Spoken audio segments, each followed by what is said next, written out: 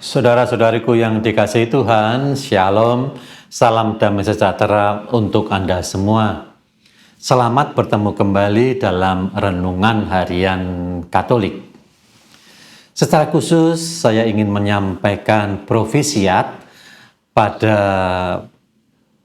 seluruh umat Gereja MBK, karena hari ini kita merayakan pelindung Gereja MBK yang kita ungkapkan dalam Hari Raya Santa Perawan Maria dari Gunung Karmel, pelindung dari Gereja MBK. Maka mari kita belajar berdiskresi tentang Ibu Pelindung kita.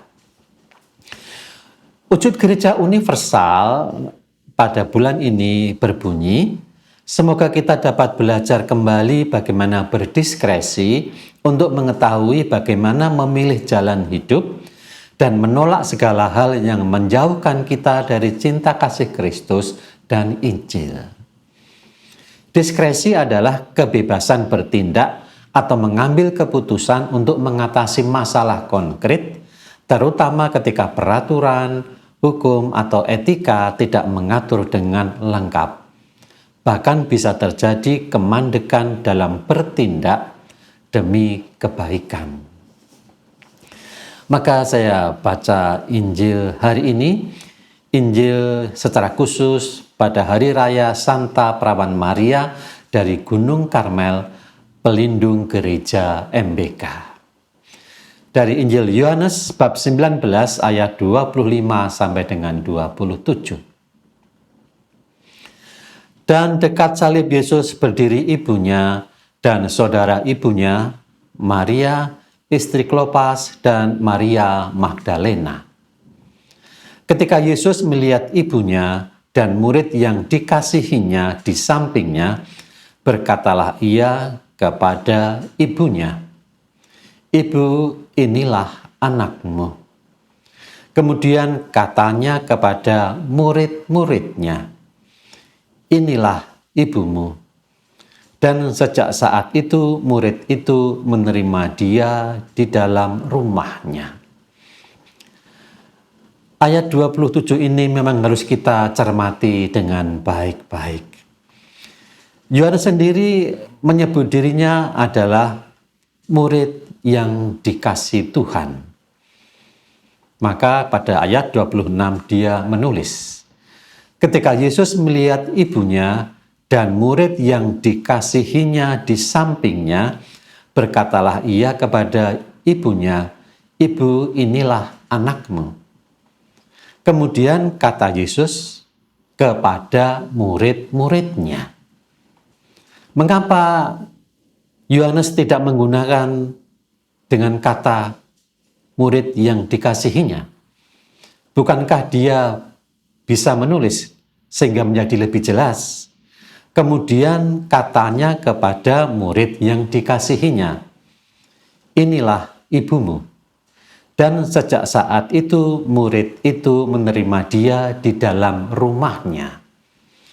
Maka kiranya Yohanes tidak menggunakan kata murid yang dikasihi untuk menunjuk dirinya, tetapi murid-muridnya, Yohanes memandang bahwa Maria bukan hanya diserahkan kepada dirinya sebagai pribadi, tetapi diserahkan kepada ke-12 murid.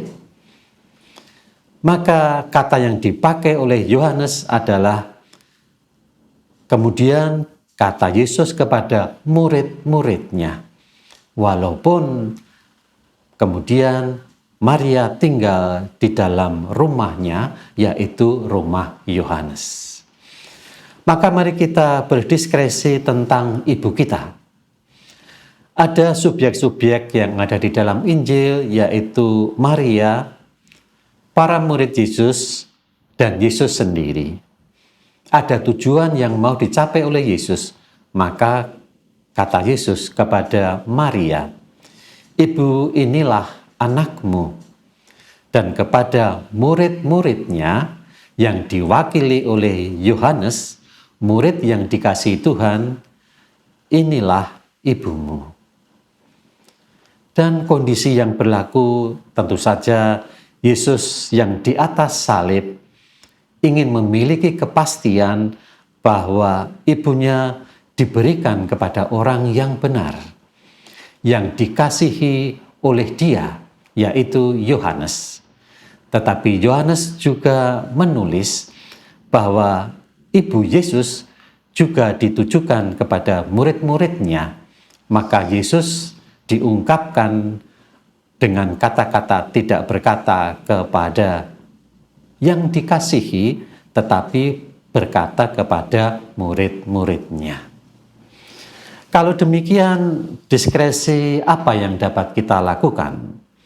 Yaitu tentu saja murid diberikan kepada pribadi yang dicintainya, yaitu Yohanes, tetapi tidak eksklusif. Murid-murid juga menerima Maria sebagai ibunya. Maka diskresi kita sebagai orang Katolik harus jelas. Yesus tahu bahwa Maria akan dicintai oleh Yohanes dan murid-muridnya. Lalu bagaimana orang Katolik memperlakukan Maria? Diskresi yang paling utama adalah demikian. Gereja Katolik mencintai Maria secara penuh karena Maria diberikan kepada Yohanes dan murid-muridnya yang dilanjutkan oleh Gereja Katolik. Maka jalan hidup Katolik terhadap Maria adalah tidak akan sekali-kali melalaikan, apalagi mencela Maria. Karena Maria diberikan dengan kasih yang begitu besar di atas salib kepada murid-muridnya, dan secara eksklusif tidak demikian untuk para 12 rasul saja, tetapi sampai sekarang kita meyakininya, kita adalah penerus pencinta Maria, seperti 12 rasul mencintainya dan menerima dia di dalam rumahnya. Shalom.